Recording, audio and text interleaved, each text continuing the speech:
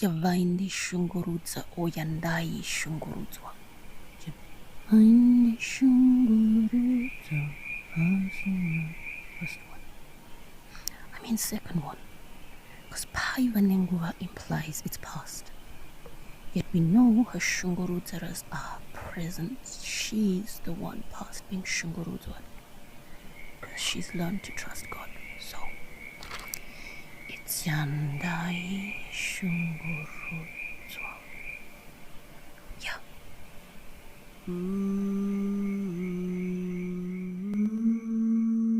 There is this person named Kalina. She's known as someone's daughter, someone's sister, or a relative of ours. She's known as an ex-classmate, ex-student of mine, or some other once upon a time. She's known as our neighbor, or Uyanombotenga Pano. Through all such encounters, only I know the creative brewing underneath. So let me introduce to you the artist. I am the brand anilloc.k.w, an autodidactic indie artist who runs the multifarious House of Anilloc. Being indie to me means I get to enjoy creative freedom, particularly enjoying the freedom of genre experimentation and untethered collaborative networking. I do produce and promote my own product, often with limited resources, true, but that's the price of carving one's unique space in the industry, in life really. What is my background? I've been in theater, public relations, publishing, television, fashion design, costume design, art education, caregiving, amateur arboriculture. I love trees.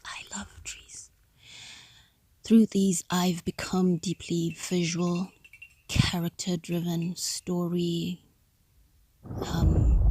nature-driven, sociology, and philosophy-driven.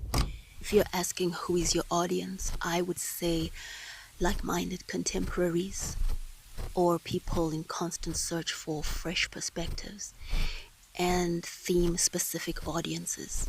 In other words, if you're looking for something mainstream, conformative, there's nothing wrong with that.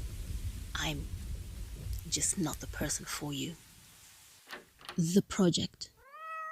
Today I'm standing as nothing else but a songwriter and talent scout. I don't need to be a great singer to be a songwriter, but I'll still attempt a demo to pitch to a professional singer.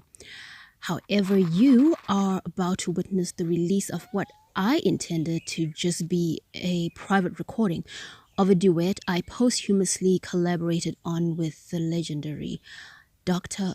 Oliver Mtukudzi. And here's a fun fact. It was very late at night and the house was sleeping, so I had to go under a duvet to record the female part while the original track was playing, in a very elementary effort to document, as not to forget, the melody. You'll find there's even masking that could be rectified in mixing. Only I decided that for this one, instead of making an official polished recording, I'll share with you that authentic initial moment of its coming into existence, simply titled the Neria-Tuku Duet. And later on, I would hope to share with you how the legal process brought us to this point. For now, let me share with you the creative process.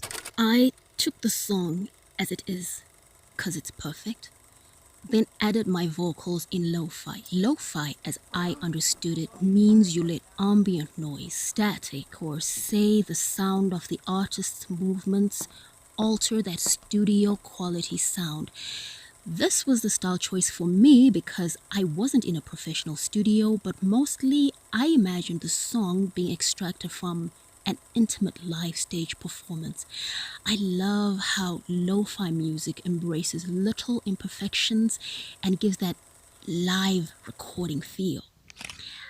Vocally, I was focusing more on the singer expressing grief. than being technical. Some vocal gymnastics add nothing to the story. I wanted stylized weeping to show that patient restraint, yet also disturb the piece in places to address the reality of how I was just tired of having to be strong all the time. Socially, I hoped to represent people who have been putting up with perceived injustice. I was saying venting is healthy, guys. That even if all you do is scribble a letter or speak incoherently or just groan, there's literal healing in your body when you release anger, and strength grows after vulnerability. That was my point of view. As for the inspiration,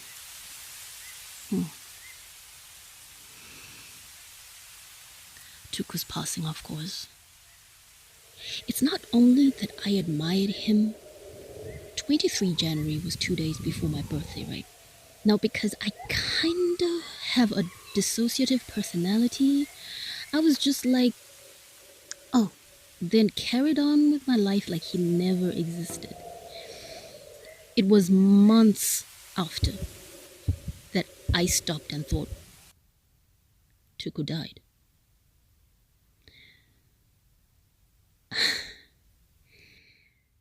And it was in those moments of silence that the song came to me.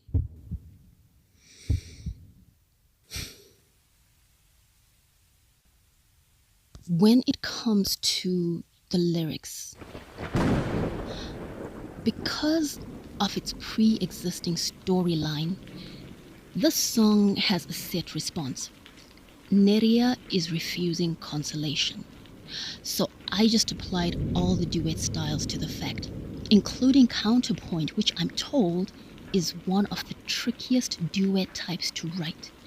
So I believe this was truly inspired because I didn't even know it was a thing. I just used it for an argumentative part where I needed their voices to clash, causing dissonance for storytelling purposes.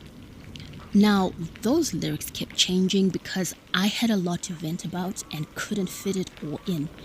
Eventually, I decided, seeing I can't relate to widowhood, that I can highlight the psychological effects of familial mocking and communal abandonment. When you hear the issues Neria lists in the last verse, remember I had recently experienced them. I wasn't the only one. I knew that. So I had to bring something to the table for all the lonely hearts to hold on to. There's an element of ngano telling, as though a grandmother is revealing or relating to her grandchild a story of old and having flashbacks, except it's me talking to you.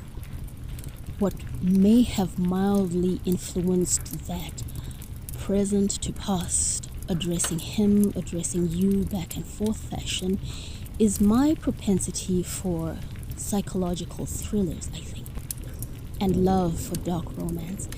I saw myself as Neria, crying herself to sleep in this dark, hollow space, while a voice called from somewhere. Angel of music style, but maybe through a telephone. I mean, a modern day portal to the spirit world is nothing novel in cinema, yet I'm certain that that imagery came from the times I wished when I saw Tuku live, that I had been reckless enough to infringe on his time. Now I'll never know what we could have talked about. Then I realized the beauty of lyrics is that they are what the writer wanted to talk about. Sharing jokes with Tuku would have been lovely, but the important things he would have rather said to me, to us, were in his lyrics.